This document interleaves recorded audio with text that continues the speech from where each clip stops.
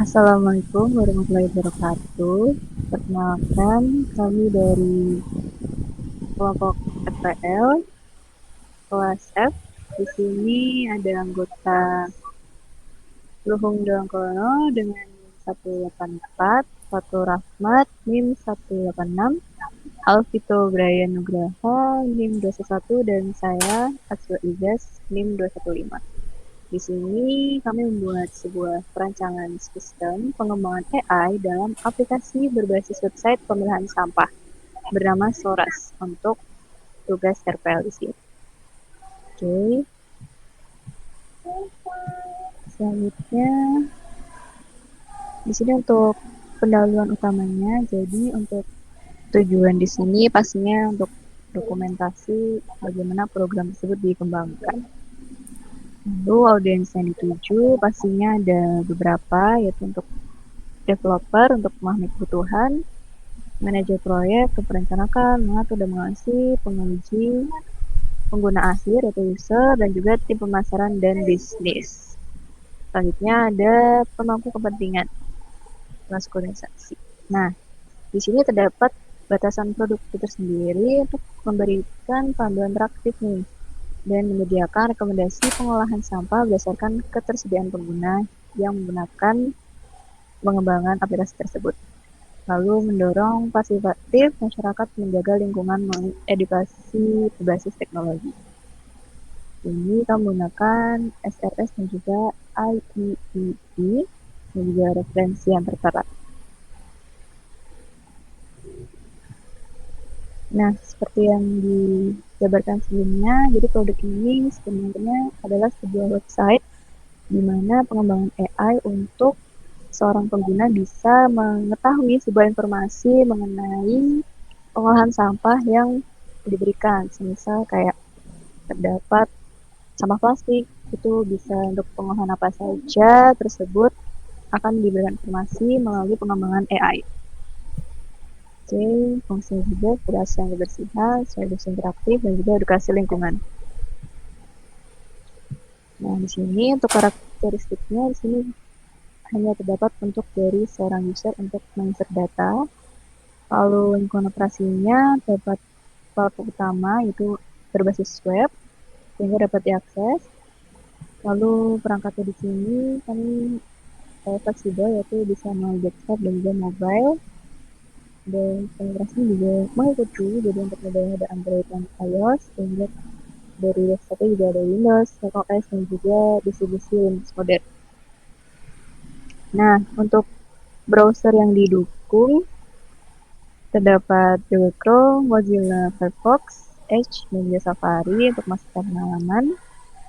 Nah, untuk komponennya sendiri ada beberapa untuk perangkat lunaknya. Ada web server, base data, framework dan teknologi. Di sini kami melakukan penelitiannya. Nah, untuk batasan desain dan implementasi, yang pertama adalah kebijakan. Jadi sesuai dengan keamanan data dan privasi dan keterbatasan hardware dan sumber daya. Jadi dioptimalkan dengan perjalanan pada server dengan daya batas. Oke, teknologi alat dan database. Ya, di sini kami menggunakan framework modern dan juga basis data relasional dan teknologi AI. Nah, kemampuan dan keterbatasan teknologi AI di sini.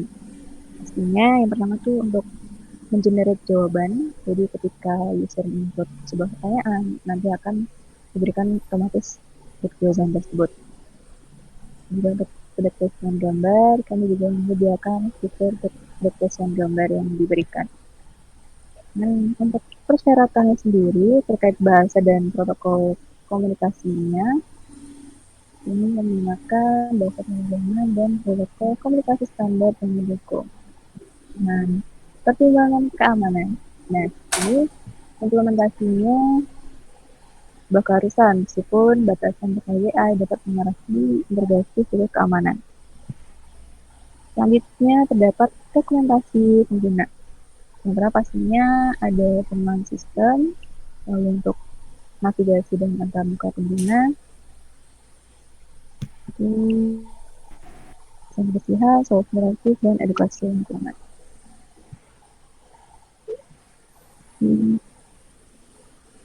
Selanjutnya akan dilanjutkan oleh rekan saya.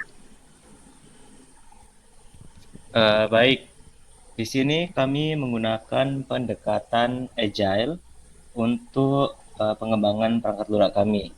Adapun tahapan-tahapan dari agile untuk konteks proyek kami adalah yang pertama yaitu requirement analysis. Di sini kita berfokus untuk mengumpulkan uh, dan analisis kebutuhan sistem baik fungsional maupun non fungsional. Kemudian kebutuhan fungsionalnya yaitu mencakup uh, pengguna dapat mengajukan pertanyaan dan sistem akan memberikan jawaban. Kemudian pengguna dapat menyisipkan gambar, lalu sistem bisa menolak jika pertanyaan tidak berkaitan dengan isu yang kami bahas. Kemudian kebutuhan non fungsionalnya mencakup antarmuka, waktu respon, dan kemampuan AI untuk mengklasifikasikan topik pertanyaan dengan akurat. Kemudian yang kedua yaitu sistem desain. Tahap ini dilakukan desain sistem secara menyeluruh, mencakup arsitektur, kemudian struktur kelas dan aliran data. Dan pada hasil analisis ini kebutuhan dan digambarkan melalui kelas diagram. Yang pertama struktur kelas, kemudian relasi antar kelas, dan desain antar muka pengguna. Berikutnya ada implementasi. Pada tahap ini proses realisasi dari desain yang sebelumnya kita lakukan akan diimplementasikan dalam bentuk kode program. Kemudian programnya mencakup implementasi kelas AI yang mencakup menjawab pertanyaan, kemudian memeriksa topik dan menolak topik non lingkungan, kemudian integrasi antara input pengguna dengan logika pemrosesan dari AI-nya tersebut. Selanjutnya masuk ke testing, yaitu pengimplementasian dari tahap pengujian agar memastikan semua fungsinya berjalan dengan baik dan sesuai yang kita inginkan. Di sini mencakup ya unit testing, yaitu menguji fungsi-fungsi pokok, kemudian integration testing, yaitu memastikan alur yang runtut dan lengkap, mulai dari input proses hingga outputnya berjalan dengan lancar. Kemudian user acceptance testing, yaitu melakukan uji coba bersama pengguna untuk memastikan sistem dapat digunakan dengan mudah dan efektif. Selanjutnya ada deployment, yaitu proses yang dilakukan untuk menerapkan sistem ke lingkungan produksi. Yang pastinya kita akan mendeploy aplikasi kita agar bisa digunakan ke server ataupun cloud platform. Kemudian integrasi database yang tujuannya adalah menyimpan data-data dan history. Kemudian ada environment dan konfigurasi keamanan secara dasar. Yang terakhir yaitu maintenance atau pemeliharaan. Sistem yang sudah diterapkan akan kita coba untuk melakukan pemantauan dan pemeliharaan berkala agar memastikan sistem selalu optimal dan perkembangan tetap relevan. Oke, maintenance ini mencakup pemeliharaan dan memperbaiki apabila ditemukannya bug, kemudian membuat penyesuaian terkait tampilan dan fitur-fitur berdasarkan feedback dari pengguna. Yang terakhir yaitu menjalankan pembangunan dengan rutin untuk memastikan sistem tetap stabil dan kompatibel. Selanjutnya mungkin bisa dilanjutkan oleh Alvito.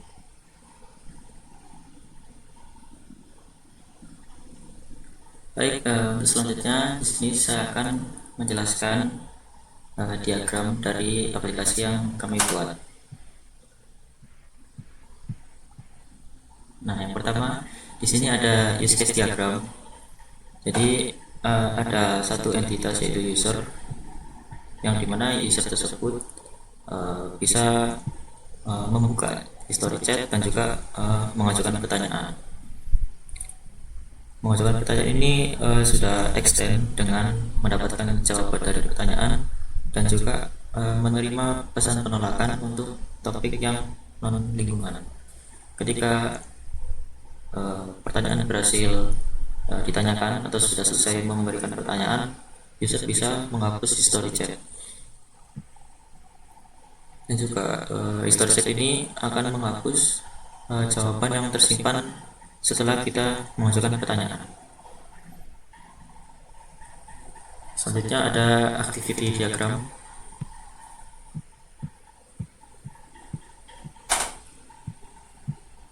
Di sini,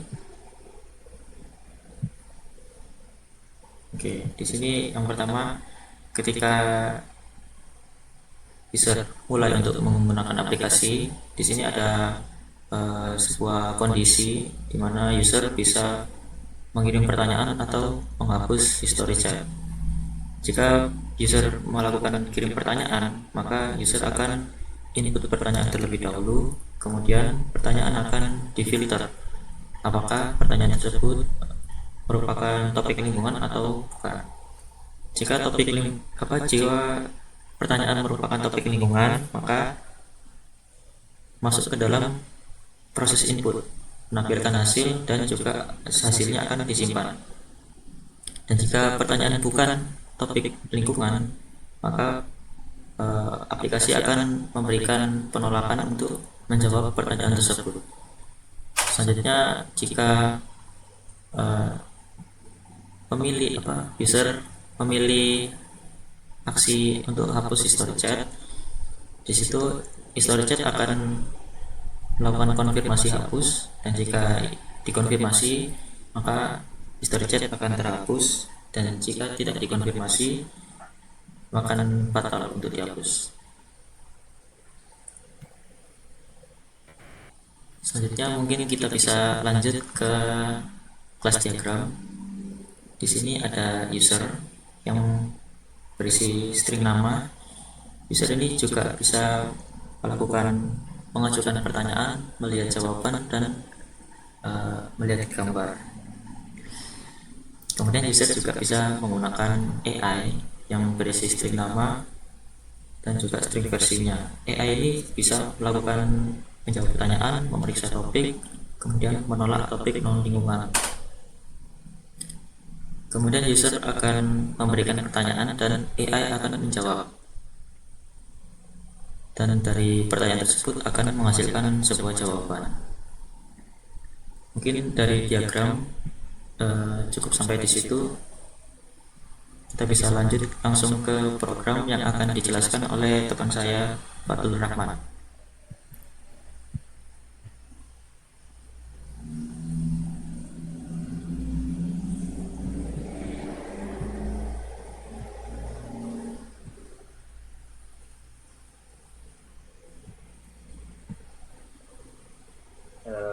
Oke, mungkin saya akan menjelaskan di bagian programnya di sini, di mana kami menggunakan JavaScript sebagai bahasa pemrograman yang kami gunakan untuk membangun website ini, dan ada Gemini API di sini yang kami gunakan sebagai AI-nya, dan kami rancang agar hanya bisa menerima jawaban terkait topik lingkungan dan pengolahan sampah. Lalu mungkin yang lainnya pada umumnya kami menggunakan index HTML, dan juga stylenya kami menggunakan CSS Vanilla.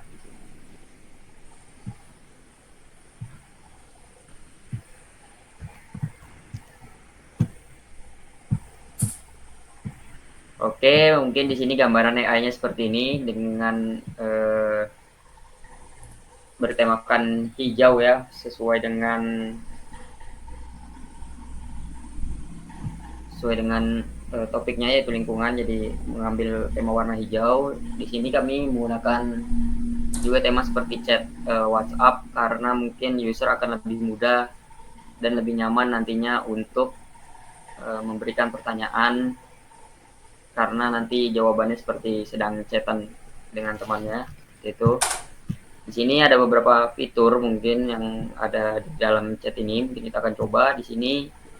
Pertama, pada bagian awal user langsung bisa mengajukan pertanyaan. Misalnya user mengajukan pertanyaan tentang pengolahan sampah.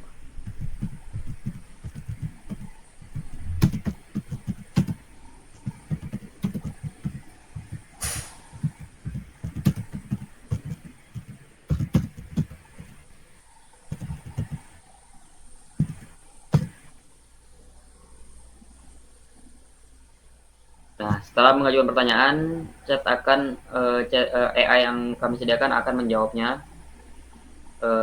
dan jawabannya juga cukup singkat dan langsung to the point-nya saja, karena jika terlalu banyak penjelasan nantinya user akan malas membacanya, dan nanti chatbot ini akan bersikap seperti teman kita, jadi dia lebih friendly, jawabannya pun bahasanya juga tidak lebih kaku. Jadi bahasanya bahasa santai yang mungkin diterima oleh orang-orang. Nah, di sini juga ada fitur chat baru. Jadi ketika kita menambahkan chat baru, dia akan membahas topik lain nantinya. Nah, di chat yang lama kita juga bisa buka kembali. Ini chat yang tadi saya buat. Masih ada historinya. Historinya ini kami simpan nantinya jika ingin dilanjutkan topik pembicaraan dengan AI tersebut. Nah, jadi kalau user memilih untuk menghapusnya, di sini kita bisa klik hapus. Lalu ada konfirmasi langsung dari websitenya apakah benar chat ini akan dihapus. Kalau kita klik OK, historinya akan hilang dan akan membuka chat baru. Mungkin program cukup simpel karena ini fokusnya di bagian kemudahan pengguna untuk menggunakan website tersebut untuk menanyakan terkait isu lingkungan, karena semakin ribet nantinya user akan semakin susah nantinya untuk menjalankan AI ini. Jadi kami membuat simple aja, yang penting kegunaannya dan fungsinya bisa membantu banyak orang dan membantu lingkungan. Mungkin untuk programnya itu saja, karena memang programnya cukup simple. Lalu mungkin kesimpulannya, program yang kami buat mungkin sudah cukup baik, tapi mungkin masih ada beberapa kekurangan dan mungkin masih banyak fitur yang harus kami tambahkan. Tapi untuk saat ini AI yang kami buat sudah cukup, seharusnya sudah cukup untuk membantu teman-teman atau banyak orang terkait isu lingkungan, agar lingkungan di sekitar kita menjadi lebih baik dan lebih indah. Mungkin sekian presentasi dari kelompok kami, kurang lebihnya kami mohon maaf. Wassalamualaikum warahmatullahi wabarakatuh.